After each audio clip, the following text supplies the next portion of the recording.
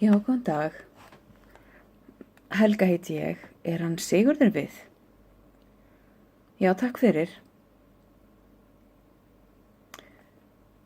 Já, Sigurður. Já, komdu sæll. Helga heiti ég og hringi frá Kristnibósambandinu. Mér langaði að athuga hvort að þið getið styrt okkur. Við erum að fara að halda haustmarkað. Er möguleiki að þitt fyrirtæki geti styrt okkur? Já. Já, það kemur sér mjög vel. Já, við getum komið á þriðjudaginn og sótt vörurnar. Heyrðu, við gerum það. Þakka þér kærlega fyrir. Já, vertu blessaður. Bless.